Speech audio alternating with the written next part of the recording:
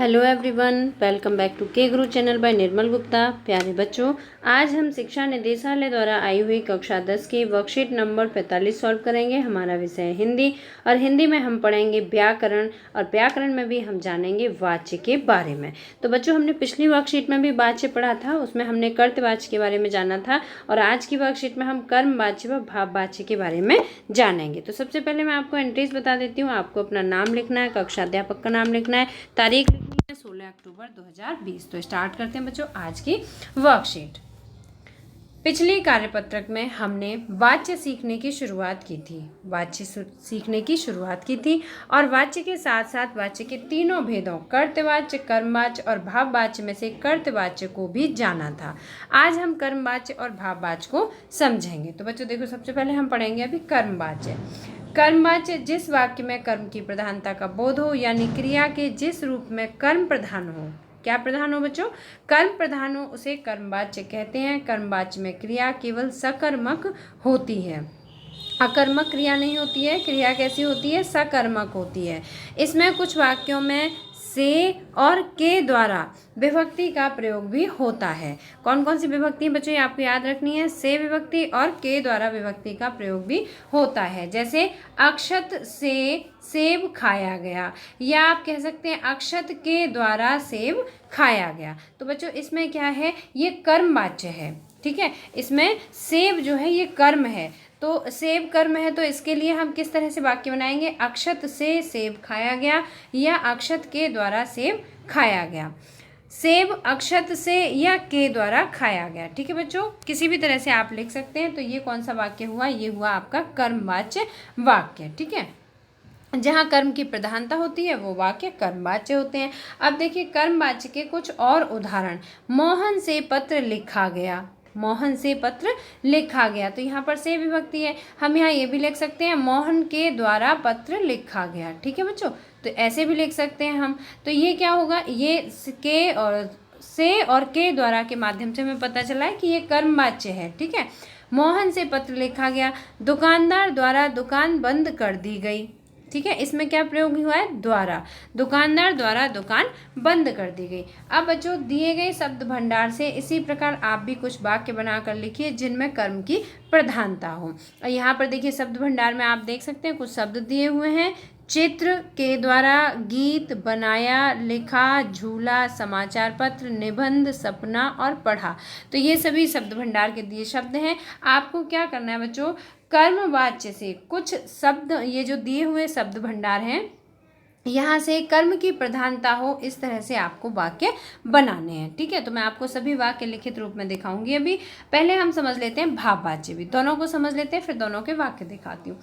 भाववाच्य मतलब जिस वाक्य में भाव की प्रधानता का बोध हो, यानी क्रिया के जिस रूप में भाव प्रधान हो उसे भाववाच्य कहते हैं।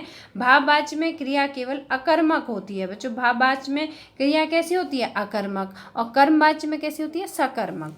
इसमें न तो कर्ता की प्रधानता होती है और न ही कर्म की, बल्कि क्रिया का भाव ही प्रधान होता है, ठीक है बच्चों। इसमें क्या प्रधान होता है? क्रिया का भाव प्रधान होता है। जैसे अक्षत से हंसा नहीं जाता, तो यहाँ पर क्या प्रधान है? हंसा नहीं जाता, ठीक है।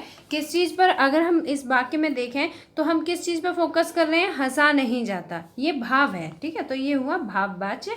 भाववाच्य। अब है भाववाच्य के कुछ उदाहरण। तो देखिए नानी जी से चला नहीं जाता। तो बच्चों यहाँ पे जो फोकस किया जा रहा है वो किस पर है? चला नहीं जाता, ये प्रधान है इस वाक्य में, ठीक है। चला नहीं जाता, ये जो शब्द है ये प्रधान है। तो ये क्या है? ये क्रिया का भाव प्रधान है। हिरण से दौड़ा जा रहा है, अब इसमें दौड़ा जा रहा है ये प्रधानता है। इसमें हिरण प्रधान नहीं है, बल्कि हिरण से दौड़ा जा रहा है ये प्रधान है, ठीक है, भाव प्रधान है। दिए गए शब्द भंडार से इसी प्रकार आप भी कुछ वाक्य बनाकर लिखिए जिनमें भावों की प्रधानता हो। अब बच्चों यहाँ पर कुछ शब्द भंडार है, एक बार शब्द भंडार पढ़ के मैं आपको कर्मवाच्य और भाववाच्य के सभी वाक्य दिखाती हूँ। देखिए सोया, बनाया, दौड़ा, से, सचिन, मांगा, पढ़ा, मुझसे, रुलाया, बहाना। तो ये सभी शब्द भंडार हैं और इनका प्रयोग करते हुए आपको भाववाच्य के वाक्य बनाने हैं। अब बच्चों सबसे पहले हम पढ़ेंगे कर्मवाच्य के वाक्य, ठीक है। कर्मवाच्य के वाक्य। तो देखिए पहला शब्द था चित्र। पहला शब्द क्या है बच्चों? चित्र। तो रवीना के द्वारा चित्र बनाया गया। दूसरा है के द्वारा, अमीर लोगों के द्वारा लॉकडाउन में गरीबों को राशन बांटा गया। ठीक है बच्चों। तीसरा है गीत, लड़कियों द्वारा गीत गाया गया। लड़कियों द्वारा गीत गाया गया। तो बच्चों यहाँ पर क्या है, यहाँ पे कर्म प्रधान है। क्या गाया गया, गीत गाया गया। रवीना के द्वारा क्या बनाया गया, चित्र बनाया गया, है ना। अमीर लोगों के द्वारा लॉकडाउन में राशन बांटा गया। ठीक है बच्चों। अब नेक्स्ट पढ़ते हैं, बनाया, तो माँ के द्वारा खाना बनाया गया। लिखा, गीता से पत्र लिखा जाता है ना। झूला, कविता द्वारा झूला झूला गया। ये जो झूला है ये कर्म है और ये झूला गया ये क्रिया है। ठीक है बच्चों। तो कविता द्वारा झूला झूला गया। समाचार पत्र, रवि द्वारा समाचार पत्र पढ़ा गया। निबंध, रीमा द्वारा निबंध लिखा गया। सपना, मेरे द्वारा सपना देखा गया। और लास्ट से वर्ड था इसमें पढ़ा, तो कविता द्वारा पाठ पढ़ा गया। तो बच्चों ये जितने भी वाक्य हैं आप इन्हें एक बार खुद से भी पढ़ेंगे तो आप ये महसूस करेंगे कि इन सभी में कर्म प्रधान है। ठीक है। तो ये सभी कौन से वाक्य हैं बच्चों, कर्मवाच्य हैं। ठीक है, कर्मवाच्य हैं। अब हम पढ़ेंगे भाववाच्य। भाववाच्य जिसमें कि भाव की प्रधानता हो। देखिए भाववाच्य वाले वाक्य देखते हैं। पहला वर्ड है सोया।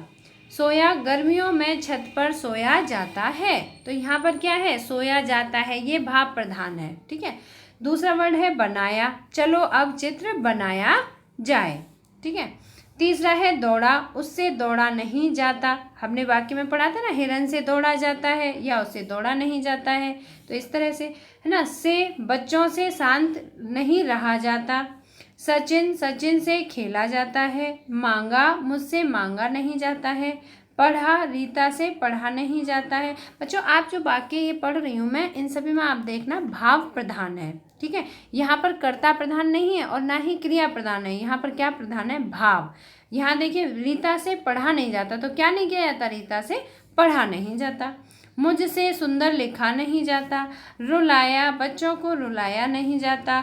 बहाना, कोई बहाना बनाया जाए। तो बच्चों मुझे उम्मीद है कि आपको ये सभी सेंटेंस अच्छी तरह से समझ में आ गए होंगे। अगर आपको वीडियो पसंद आया तो लाइक करना, अपने फ्रेंड्स के साथ शेयर करना, और अगर आपने अभी तक हमारे चैनल को सब्सक्राइब नहीं किया तो सब्सक्राइब जरूर करना। बच्चों आपको हमारे चैनल पर हिंदी, इंग्लिश और SST की सभी वीडियोज़, वर्कशीट के वीडियोज़ मिल जाएंगे। मिलते हैं फिर इसी तरह की नेक्स्ट एजुकेशनल वीडियो में। Till then bye bye, good luck to all of you.